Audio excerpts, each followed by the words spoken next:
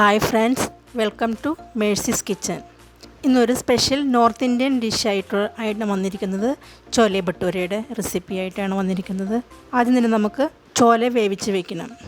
ഇത് ഞാൻ 5-6 മണിക്കൂർ കുതിർത്ത് വെച്ച ചോലയാണ്. 250 ഗ്രാം ചോലയാണ് എടുത്തിരിക്കുന്നത്. വെള്ളക്കടല നന്നായി കഴുകി വൃത്തിയാക്കിയ ശേഷം നമുക്കത് ഉപ്പും മഞ്ഞൾപ്പൊടിയും ചേർത്ത് കുക്കറിലിട്ട് വേവിച്ച് വെക്കണം.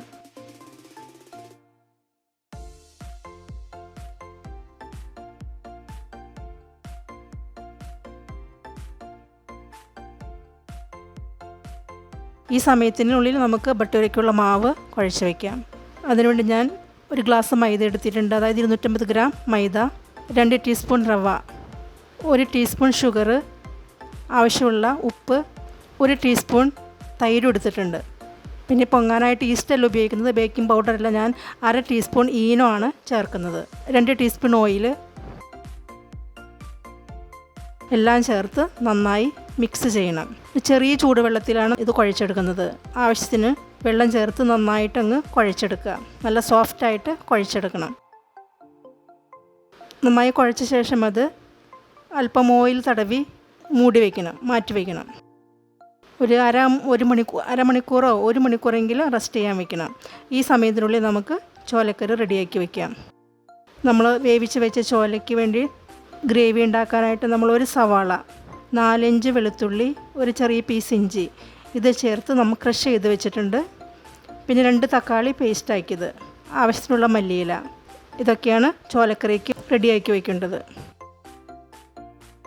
പാൻ ചൂടാക്കി നമുക്ക് ഓയിലൊഴിച്ച് ചൂടായി വരുമ്പോൾ നമുക്ക് സ്പൈസസ് ചേർക്കാം. അതിന് ചെറിയ ജീരകം, 2 ഗ്രാമ്പു എടുത്തിട്ടുണ്ട്, 2 പട്ട ഇത് ചേർത്ത് നന്നായിട്ടങ്ങ് മൂപ്പിക്കുക.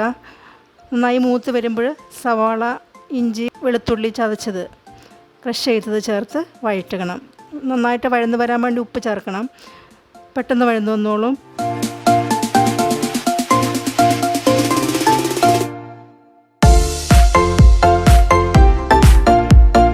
നന്നായി മൂത്ത് വരുമ്പോൾ പൊടികൾ ചേർക്കാം.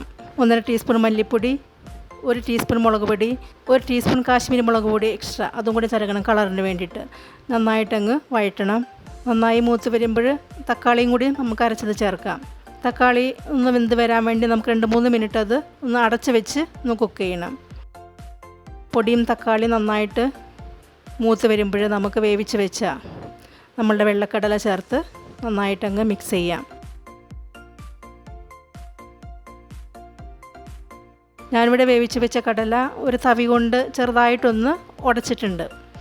നല്ല തിക്ക് ഗ്രേവിക്ക് വേണ്ടിയിട്ടാണ് അങ്ങനെ ചെയ്തത്. കടല ചേർത്ത ശേഷം നന്നായിട്ട് മിക്സ് ചെയ്ത് ആവശ്യത്തിന് ഉപ്പൊക്കെ നോക്കി ചേർക്കണം. പിന്നീട് നമുക്ക് ഗരം മസാല 1/2 ടീസ്പൂൺ, പിന്നീട് 1/4 ടീസ്പൂൺ ചാട്ട് മസാല അതും കൂടി ചേർത്തിട്ടുണ്ട്. നമ്മുടെ അരിഞ്ഞ് വെച്ചിരിക്കുന്ന മല്ലിയില അതും കൂടി ചേർത്ത് നന്നായിട്ട് മിക്സ് ചെയ്യുക. നമ്മളുടെ ചോലക്കറി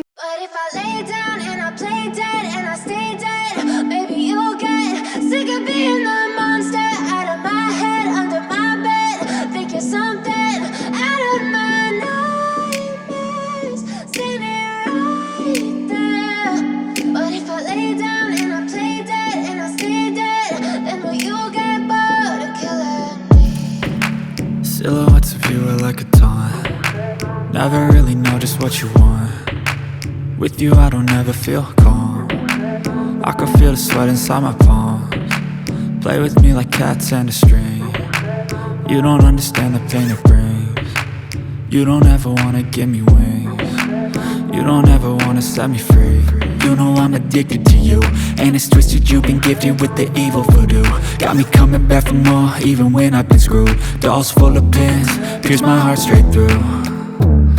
I got issues in my head, I like you in my bed, but you keep me on red. Oh, everything is like a test, I better not text or I'll come off desperate. But if I lay down and I play dead and I stay dead, baby you'll get sick of being the monster out of my head, under my bed, thinking something out of my nightmares, standing right there. But if I lay down and I play dead and I stay dead, then will you get bored of killing me? So if I play dead, will you regret everything that you did, that you said? I don't think you understand what you do ruin, and my heart's black and blue from the bruising. I feel like when I'm with you I'm losing. I feel like you